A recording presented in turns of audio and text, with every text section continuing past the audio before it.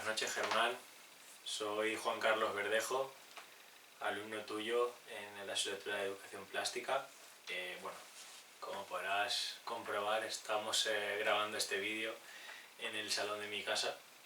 Luego después, cuando acabe de explicar todo lo relacionado con los vídeos, te mostraré algunas figuras y algunos detalles que tengo de arte egipcio, también de arte romano, y también algunas vasijas que tengo de mi viaje a México, así como el cuadro que tengo ahí que simboliza, con el que está representada la figura, está representada la ciudad de Roma, que por cierto es muy bonita. Como comentábamos en la tarea a nivel grupal, había que ver el vídeo del arte romano, del arte griego, así como la construcción del imperio y también el misterio del Partenón. Voy a comentar primero todo lo relacionado con el arte griego, luego lo del arte romano, la construcción del imperio, un gran vídeo por cierto, y el misterio del Partenón. El arte griego, por lo que he podido comprobar en los vídeos, es un pilar esencial dentro del arte occidental. Se preocupaban muchísimo por la belleza y hay tres características fundamentales en los cuales se sustenta esto, que es la proporción y la armonía, el orden y la simetría y la perfección técnica. Por lo tanto, hay que comentar también que las expansiones del arte griego se deben en gran medida a las conquistas realizadas por Alejandro Magno, cuya película también he visto y es muy buena. Cuando hablamos de arquitectura a nivel griego es importante contemplarla desde el interior, desde lo que es el propio templo. Existe mucho orden en los edificios y además, sobre todo en la perfección, ¿no?, con la que están construidos. Hace mucho hincapié en los reajustes ópticos y también la utilización de las colas de Milano. Un detalle importante que quiero marcar es el detalle griego, en este caso el templo griego, tiene su base sobre el suelo sagrado llamado témenos. Esto era un término, era un detalle que yo desconocía porque no lo sabía. Está dividido en tres salas, el templo está dividido en tres salas, que es el Naos, Pronaos y Opistedemos, o guarda del tesoro. Y lo que más llama la atención, por supuesto, es el número de columnas que tiene la fachada exterior. La aportación de órdenes clásicos, y aquí es donde se para entre dórico, jónico y corintio. El dórico es el más antiguo, el jónico en este caso hace referencia al siglo VI a.C. y el corintio es más tardío, del siglo IV a.C. y lo relaciona con el periodo helenístico. Como veréis, estos son todos los apuntes que he ido tomando de los vídeos que he ido viendo. Algunos ejemplos de lo que viene siendo, de lo que es la arquitectura o el arte griego, serían por ejemplo las polis griegas, el Acrópolis de Atenas, el Partenón, el mausoleo de Halicarnaso, el altar de Zeus en Pérgamo, el teatro de Epidauro. Con respecto a la escultura, que es primordial a nivel arquitectónico, presenta un canon de proporcionalidad, que es su característica más importante. Habla de la etapa arcaica, habla de curos y decores, habla del clásico severo, que va perdiendo rigidez, por lo tanto, digamos que es más... esta escultura clásica tardía quizás sea más estilizada, con mayores desequilibrios. Y cuando hablamos del periodo helenístico, hace referencia a que en el periodo helenístico sufre cambios, porque cambia la temática también y por tanto hay una mayor expresión gestual. Al haber una mayor expresión gestual es un signo característico de la escultura propia de los griegos. A medida que va avanzando el tiempo, pues en principio empezaron realizando figuras con colores negros, más tarde ya empezaron a aplicar figuras en las cuales había colores rojos y poco a poco fueron mejorando y aumentando la complejidad de las esculturas y de las figuras o la cerámica que ellos tenían. A partir de aquí, si hacemos relación al arte romano, como bien veremos en los vídeos, es el principal impulsor del arte clásico, es decir, por lo tanto está relacionado, ¿no? Al final existe una relación entre el griego, el romano y las tendencias que cada uno va cogiendo. Digamos que la arquitectura dentro del arte romano es lo que genera la aportación más sobresaliente de todas, porque se centran en la perfección, pero el detalle importante aquí es que hay mayor monumentalidad. Quizás esto de monumentalidad en todo aquello que construían es el término importante para entender el arte romano.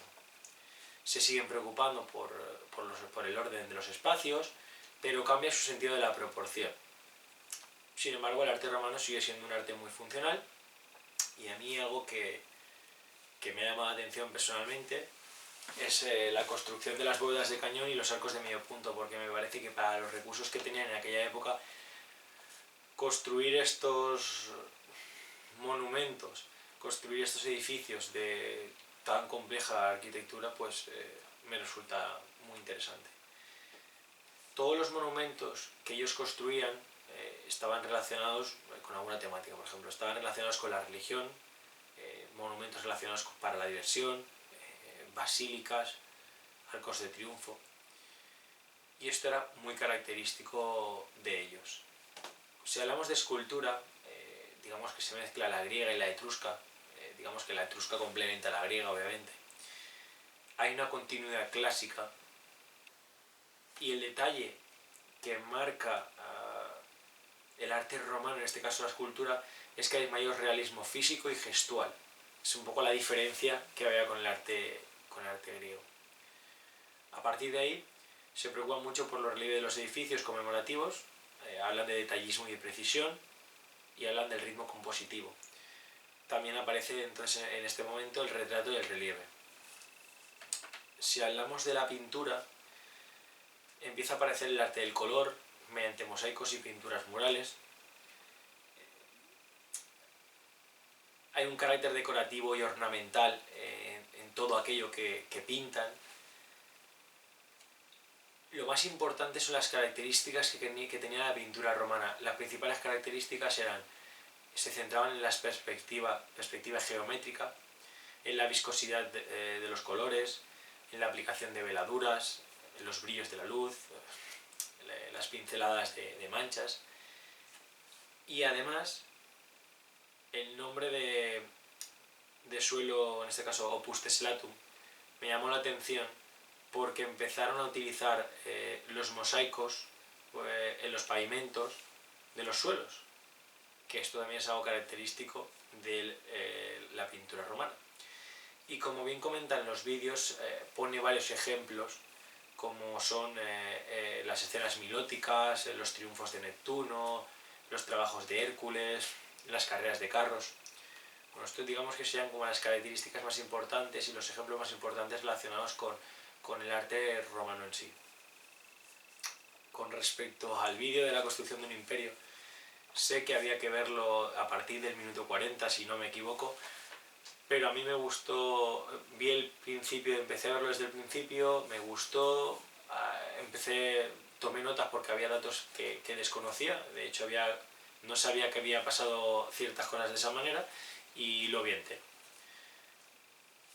Hay una cosa que me llamó mucho la atención y fue la construcción del puente para pasar el río Rin. Obviamente esto fue algo que me llamó la atención, fue curioso porque era un dato que desconocía, y sobre todo hay que tener muy presente la velocidad en la que se construyó. Es increíble que lo hicieran en tan solo 10 días y de esa manera. Obviamente es un signo claro de que aquello que querían lo conseguían, se lo proponían y lo hacían. Otra de las frases que marca de manera muy clara, muy evidente, el pensamiento romano es la frase que dice: la vanidad les llevó de lleno al borde de la destrucción. Es decir, era un síntoma de megalomanía de aquella época, de querer ser el imperio más grande. Y obviamente al final es como que contra más quieres, más tienes, y ser vanidoso pues es un poco lo que les llevó a caer en su propia destrucción. A partir de ahí me puedo centrar, a partir del momento en el que empieza a hablar el vídeo de Vespasiano, que si mal lo he escuchado era como el Antinerón, y tiene hay algo muy, muy importante de este hombre que dice en el vídeo, y es que puso las grandes mentes al servicio de Roma. Lo cual te hace indicar, lo cual nos hace ver que su principal objetivo era que la inteligencia estuviera al servicio del pueblo, a pesar de que luego pues también lo pudiera a lo mejor utilizar para su propio beneficio. Cuando se empieza la construcción en el año 72 del Coliseo, del anfiteatro, que es muy característico de Roma, también es muy curioso a la vez que en 8 años alcanzara solo los 50 metros y que estuviera terminado prácticamente en el año 80. Esto, para los recursos de la época, creo que era algo increíble, algo impensable, inimaginable. Y lo construyó porque, o entiendo que el Coliseo como anfiteatro es el símbolo del poder. Ellos tenían el poder, ellos generaban construcciones muy grandes y querían tener algo que simbolizara poder y que fuera muy conocido. Además, lo tenían todo planificado y con horarios. Y también hay otra cosa que es bastante curiosa de la época, que me llama la atención, es que el tejado era retráctil, con lo cual se podía de cara a la gente, los podía proteger tanto de posibles lluvias como del sol. Otro dato importante son los canales de agua abajo del Coliseo. Este era un dato que personalmente yo desconocía. Hasta que he visto los vídeos no sabía que había canales de agua abajo del Coliseo. Luego, a raíz de ver los vídeos y todo cómo ha ido evolucionando, pues he entendido que claro, estaba construido sobre eso y podrían haber canales debajo, en este caso bajo el Coliseo. Y además que a veces eran utilizados para recrear luchas navales. Esto es otro detalle importante. Lo primero que me pensé es cómo metían los barcos dentro del Coliseo. Eso fue lo primero que pensé cuando vi el vídeo. Y luego, con respecto al vídeo del misterio del Partenón, la característica más importante es que casi todo está curvado, aunque parezca que todo es recto. Aquí empecé a darle vueltas y pensé, ¿por qué está curvado? O sea, ¿por qué está todo inclinado? ¿Por qué incluso, si eran construcciones casi perfectas, ¿por qué las columnas incluso también estaban curvadas? Y hice un razonamiento que pensé que al estar en lo alto de la Acrópolis, si se destruía o eran destruidas o se vencían, la estructura se vencería hacia adentro, con lo cual generaría mucho menos problemas que si la estructura se fuera inclinada hacia afuera y se cayera hacia la propia ciudad.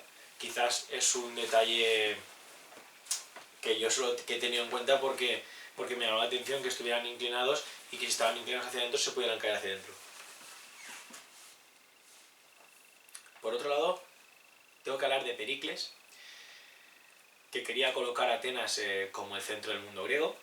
Era un genio y es el artífice del Partenón. Y algo curioso es que parece ser que el Partenón no fue la primera edificación, sino que antes había iniciado la construcción de un templo, con lo cual tiene como base un templo y a partir de ahí se originó el Partenón. El detalle curioso de este vídeo también es la ciudad de Maratón, porque bueno, la palabra maratón puede ser que se originara gracias a este soldado que recorrió 40 kilómetros hasta llegar a Atenas y que claro, después de esos 40 kilómetros y de lo cansado que estaba, la única palabra que pudo decir fue victoria, con lo cual igual la denominación de maratón hoy en día, a realizar 40 kilómetros, igual se debe a este hecho en concreto. ¿Ves? Este es otro dato que yo tampoco conocía y que bueno, ahora sé que la palabra maratón pues proviene de aquí. Además comenta lo de las plataformas de carga para transportar los bloques, comentan el personal que habían, alrededor de 200 hombres, que 50 eran escultores y que otros 150 eran picapedreros. Al final la necesidad de que hubiera picapedreros era fundamental. la colocación de los tambores mediante los émbolos, eh, que los tambores eran más anchos en la base y que los émbolos también se han conservado con el paso del tiempo porque estaban protegidos de la humedad y del aire, y esto ha hecho que todavía se puedan conservar ciertos émbolos tradicionales, ciertos émbolos de la época. El vídeo también nos habla de que Firias fue uno de los escultores más talentosos que formaron parte de la construcción del Partenón. Y cuando establece la relación que existe entre los frontones y las esculturas que colocaron, me llama la atención que los frontones rebosaban esculturas de mármol, pero que en el frontón oeste había una representación de una lucha mitológica entre la diosa Atena y Poseidón, y que en el frontón este estaba representado el nacimiento de Atena. Pero esto es algo característico que le da importancia a la construcción del propio Partenón y a la idea que ellos tenían de lo que tenía que ser ese Partenón. Por otro lado, comenta también que Nashville es un pueblo de Tennessee que tiene una réplica del Partenón, y lo más importante de aquí es que tiene una colosal estatua de Atenea. Quizás que a esto el vídeo hace mucho hincapié a que quizás el Partenón fue creado para proteger la estatua de Atena Partenos, porque la estatua al ser muy grande, estaba, recubierta con una piel de marfil, y que las ropas de la estatua estaban recubiertas de talentos de oro. Por lo tanto, era una estatua con un gran valor económico. Por lo tanto, tenía que estar en un lugar en el cual pudiera estar cubierta y en el cual pudiera estar bien segura, porque claro, como bien dice, el Partenón tenía vallados, para que ningún ladrón pudiese entrar a robar parte de lo que esta escultura podía proporcionar. Por lo tanto, creo que los griegos en aquella época entendían que la escultura de Atena Partenos era un espectacular tesoro público, y además, como dice, está en la cima de la Acrópolis. Por lo tanto, era un símbolo de referencia. Un detalle que también me ha llamado la atención, porque este monumento, que sufre su primera destrucción, es que el 26 de septiembre de 1687 una bala de cañón casi lo derribó todo, y que por eso está en ruinas. Por otro lado, me gustaría comentarte, porque he visto que has puesto en la plataforma una serie de películas. A mí me gusta mucho el cine, ¿no? Veo muchas películas, y sobre todo todas las que tienen que ver con romanos, con griegos, con cosas prehistóricas. Me gusta mucho ese tipo de cine. Me gusta el cine en general, pero ese tipo de cine también. Y bueno, me he tomado un poco la libertad de poner aquí varios títulos que igual pueden servir para que se suban a la plataforma. Una de las películas que te he puesto aquí es Ahora, que es una película red, tendrá 5 o 6 años, que está protagonizada por Rachel Weisz. El Rey Arturo, que está protagonizada por Cliff Owen y Keira Knightley. Centurión, que es una buena película, que está basada en la masacre de la Novena Legión en Caledonia a principios del siglo II después de Cristo. Es una película que me gustó bastante. Luego está La Última Legión, no es tan buena película quizás como Centurión, el Rey Arturo, pero bueno, también está relacionada con el género. Y otra de las películas que me había apuntado por aquí, y era por comentarlas, eran, por un lado, la película Espartaco, y mítica Espartaco porque está protagonizada por Kirk Douglas en 1960, si mal no recuerdo, y este hombre ya tiene 98 años, pero bueno, es una película de culto, Espartaco. Y luego otra película que me gustó mucho, que la he visto muchas veces porque me gustaba los viajes que llevaban y lo que le costó volver a su casa, es La Odisea, que bueno, narra los viaje de Ulises y cómo todo lo que tuvo que hacer el hombre para poder volver a su casa. Y creo que el actor principal es Armand Assante, y y el director, no sé si lo tengo por aquí el director, que es... el director es Andrei Konchalovsky. Bueno, esas son una serie de... pues eso, de películas que igual pues pueden ser útiles para colocarlos en la plataforma y que la gente pueda tener más recursos. Ahora quiero enseñarte en mis tiempos libres, bueno, en mis ratos libres cuando tengo, me gusta pintar figuras de cerámica y este tipo de cosas. Así que bueno, te voy a enseñar un par de cositas que he pintado pues para que sepas un poquito más de mí.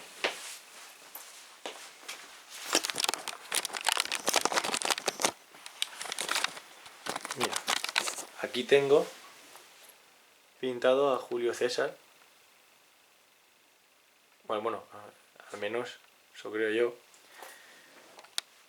Aquí, como te he comentado antes, tengo un cuadro en el cual se ve representada la ciudad de Roma, sus principales monumentos y bueno, y algunas cositas más. Y pone Michelangelo. Y aquí tengo varias esculturas, bueno, de figuras egipcias, que estas están pintadas por mí. Y aquí debajo tengo esta que es la Venus de Milo, que bueno, que también esta al principio era de color gris y la pinté de color blanco. Bueno, pues nada, Germán, este soy yo, esta es un poco mi casa y nada, nos vemos el próximo día en clase. Un saludo.